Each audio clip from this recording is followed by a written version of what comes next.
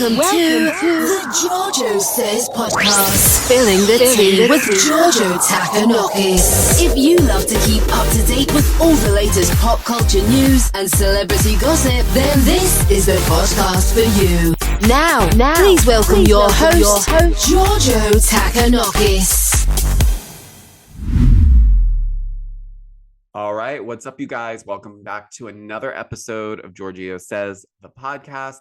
I'm your host, Giorgio, and today's episode, I kind of want to dive into a couple things, but mostly I want to get into Real Housewives of Salt Lake City. The new season starts tonight.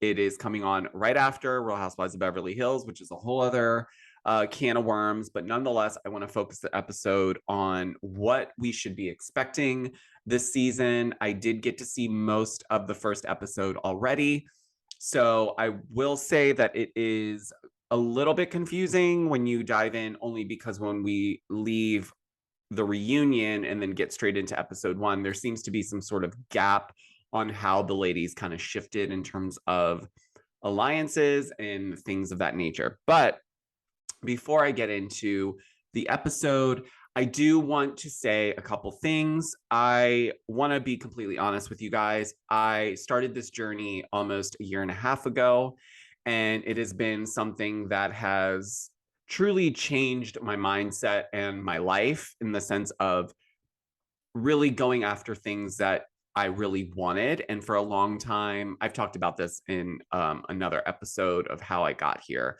but just kind of getting over the fear of putting yourself out there and trying new things and really doing what you're passionate about really does bring you the things that you ultimately want. Even the things that you don't think you would be interested in or want or think that could happen start happening and unfolding.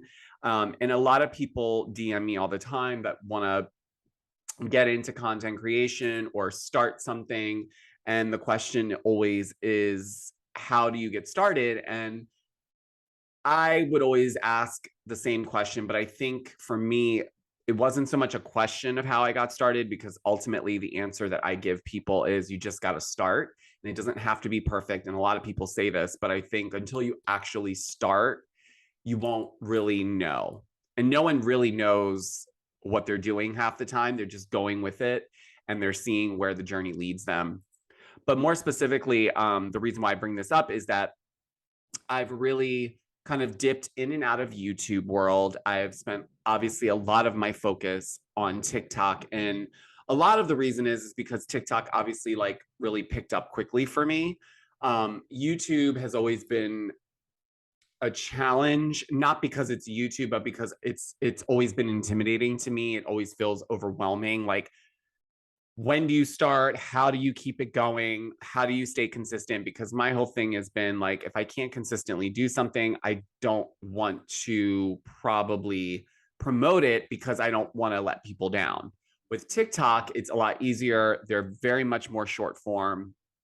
Whereas like YouTube videos are a little bit longer. They're a little bit more expanded in terms of the topic that I'm discussing. And it wasn't that I didn't want to expand or talk about it more in depth and really dive into the YouTube world. It's just scary in terms of time commitment. So I say that to say that at the beginning of this week, I made a goal for myself to finally step in 100% and start posting daily content on my YouTube channel, giving it love, starting the process, just putting content out there. And you know what? It's okay. My numbers are really low. It's really slow growing. I think I only have like 293 subscribers, which thank you for that, because that's more than other people get when they first start their channel.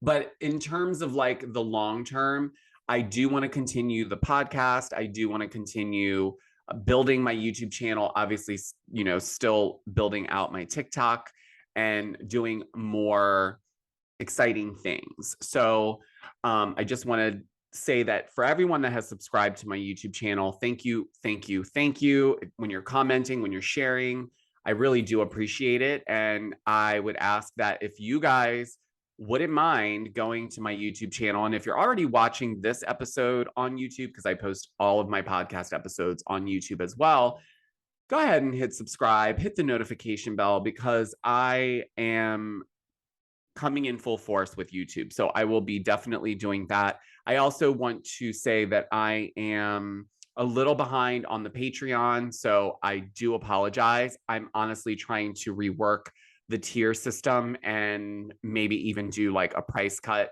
just because I've just been doing some market research and I'm still trying to understand Patreon as well. But it's not going away. I will be updating it very soon.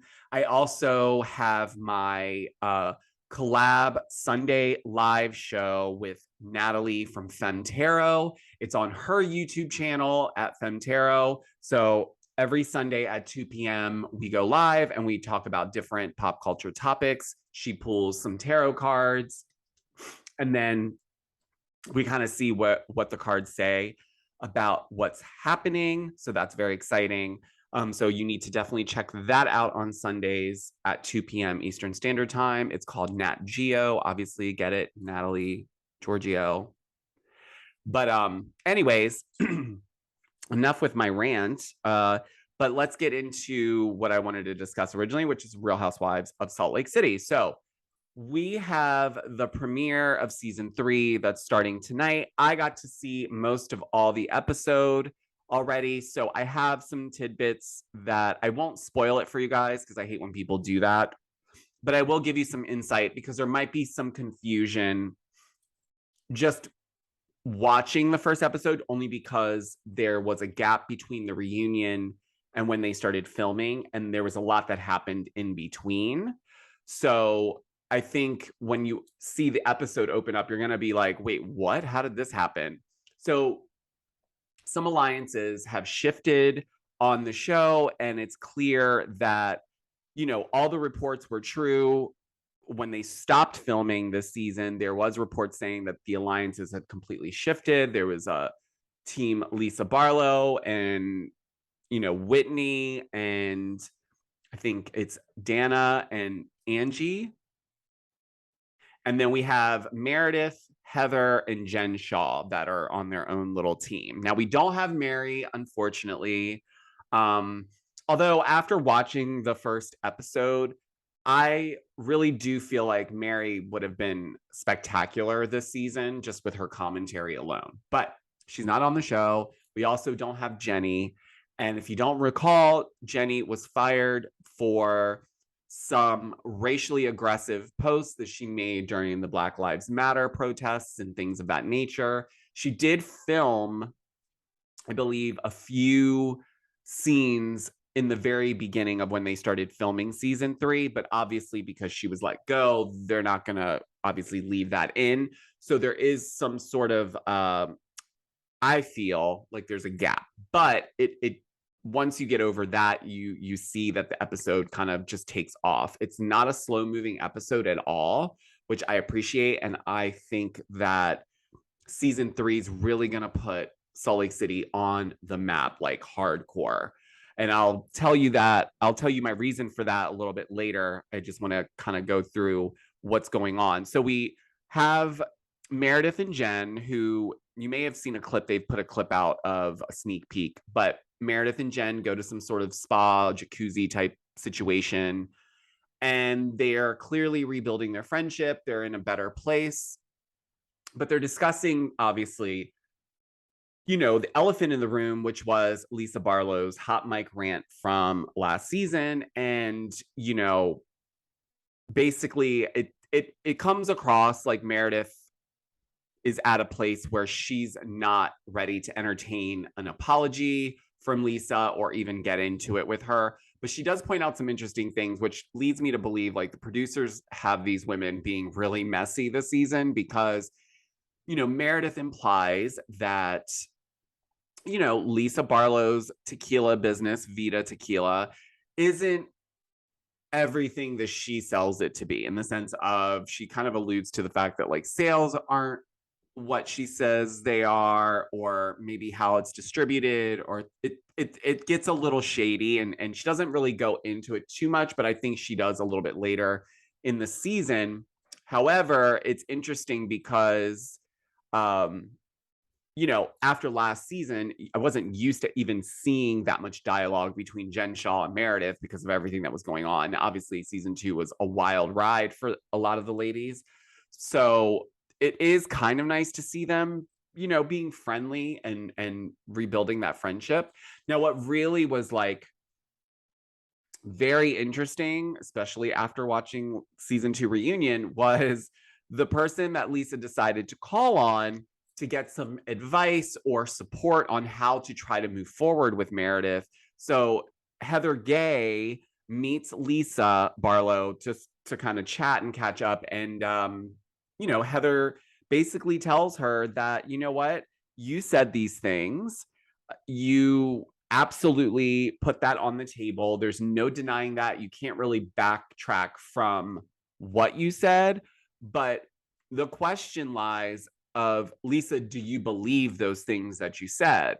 And of course, Lisa's very much like, no, absolutely not. It was in a rage moment that I said those things. And we have to remember that she also wasn't aware that they were going to use that audio. She was simply ranting to a producer. That's why when you see her open the door and throw the mic pack, you see another person in the room. It was like a moment where she was packing and trying to get out of there. I'm not excusing it. I'm just saying they made it seem like she just walked into the room and just started like going off. And it was more of like a venting moment. And they used the audio for that. And obviously we're here now. But when Heather asks Lisa, do you believe the things that you said about Meredith, or do you really feel that way? And Lisa adamantly says, no, no, no. It's hard. Even if it's true, it's very hard to digest that she said all of that, but didn't mean any of it. Now, I know that sometimes when people are in a rage or they're angry, especially if it's someone that they really know, people can go below the belt much, much quicker and much easier because you know that person so well. But I think in this situation, the way that the rant went on and the things that were said, I think Meredith and Seth are not going to just easily move on from this situation. And you know what? I don't know if I would easily move on from something like that either. I mean, she didn't just say it to a group of friends. She said it, and it was publicized on national TV. So now everyone has their own idea of like, are those things true? You know what I'm saying? So I understand from that angle, but I also understand from Lisa Barlow's angle that she also felt hurt. Now, what she did wasn't justified for being hurt unless she was ready to leave the friendship completely. Like if she was going to be done with it and she said all that, then fine, it is what it is. But it's clear that she wants to move on with Meredith. So, and I think they do get into that a little bit tonight. I think Lisa Barlow tries to engage Seth about it. And yeah, it was a very interesting conversation. It's just very interesting, the dynamics that are shifting this season. But the next thing, guys, that we need to keep an eye out for, because I think this is going to be part of the best parts of this season. So we have a new friend of the show, Danna. She is new to Salt Lake City franchise. I don't remember whose friend she was. I don't know who's bringing her on the show. I don't recall.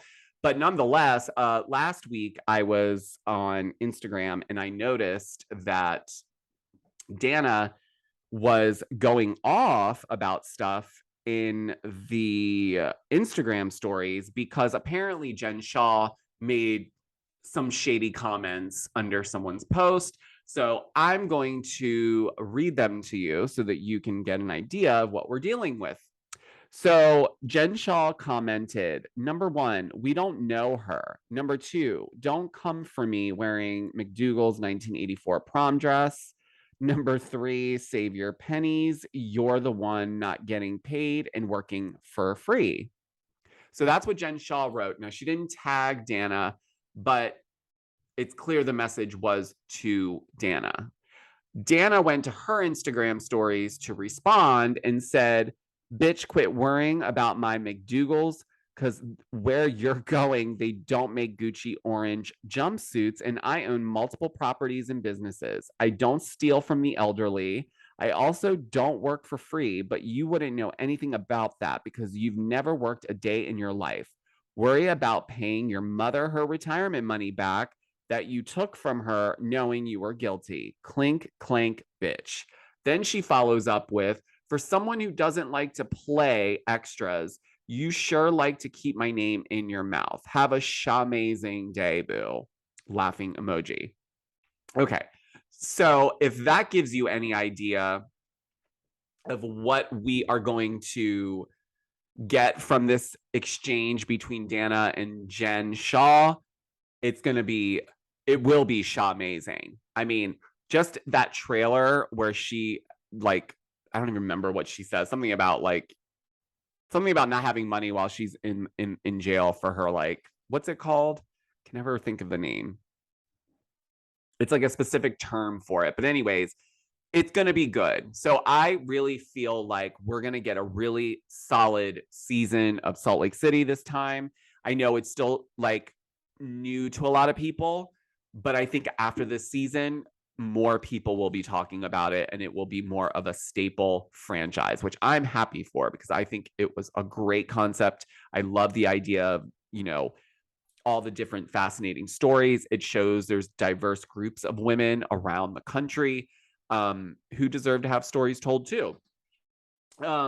Something else that's really interesting, and the reason why I said earlier that I think after this season, Salt Lake City will be on the map, is that I think it was yesterday, The View did a topic and it was covering, so Meredith Marks did an interview with Page Six, and, she was just they had asked her about her current friendship with Jen, because as we know, she was supporting Jen up, to the point of when they went to New York. And then we find out Jen decides she's going to plead guilty. So after that, there wasn't really much talk about where does that leave Meredith and Jen, and how does Meredith feel about that? But nonetheless, Meredith says that they're still very much friends and they're still in contact and they still speak to each other. Heather also has come out and said that she's in support of Jen and will continue to support her through this whole situation. But it was not so much about that clip, but when we get to Whoopi's, kind of bringing it up to the other ladies to get their opinions, obviously. But she goes on to say that she can forgive a lot of stuff because I think the topic was something like, could you stand by your friend if they did something that was dark or something like what Jen Shah did? Like, would you be able to stand by them and support them? And, some of the ladies were like, depending on what it was, obviously she didn't murder anybody or do anything horrific where she's like, burying bodies, I think is what Joy said, in the attic. If it's a white collar crime or something like that, where, somebody made some mistakes and they got themselves in trouble, a majority of the ladies on the panel said they would support and stand by their friend because they can separate supporting someone who's going through a difficult time and not excusing what the person did, which I do agree with. I think you can do both. However, it was interesting because Whoopi came out and said, she can forgive a lot of things, but what she can't forgive is stealing from the elderly, because she says that that's like picking low-hanging fruit. And, Jen Shah did scam a lot of elderly people. And it's sad because a lot of these people, some of them were really that's the problem, I think, with this whole situation is the victims are all elderly people who, got taken advantage of. Jen clearly knew what she was doing the entire time based on the way she pled guilty. And then on top of it, it's, she did take money from her mom and knew the whole time. So those things kind of boggle my mind. So all in all, Jen Shah, you are not forgiven by Whoopi, and Whoopi is not going to be supportive of any of your journey. It was funny. I can't recall the other lady's name on the panel, but the other lady on the panel who does watch Housewives also brought up the Erica Jane situation and how like Erica didn't really display any empathy for the victims in her situation. So I just think it's interesting that we're talking about Beverly Hills and Salt Lake City on a show like The View. Not to say it's super wild, but definitely caught me off guard when they brought up Salt Lake City, because Salt Lake City is still very new. There's not a lot of people that even know it's a franchise. So I think that's going to be really interesting. And I think this season's also going to get them a lot more press, mainly because of the Jen Shah stuff. But I think she's fine to continue filming. I hear that they're still filming all the way up to her trial, which is in November. And so, you know, they're utilizing the opportunity here for more storylines and, you know, keeping things moving. So I think we really will get a great output from this for the show in totality. I think the ladies will be able to bring it more. They are clearly more comfortable. They get the assignment more and more. So this is part of the fun of watching a franchise grow for me, is watching the ladies like grow into their like respective roles on the show and like the difference in dynamics. And oh, and one more thing that I'm really interested in finding more about this season is Whitney in the trailer talks about having some trauma in her childhood. And so I think that has a lot to do with the rift between her and Heather, because, you know, they were close. And so I don't know if it has something to do, maybe Heather didn't know about something that happened. I'm not sure, but that's been very interesting. And it's something that I really want to dive more into. So I'm very much looking forward to it.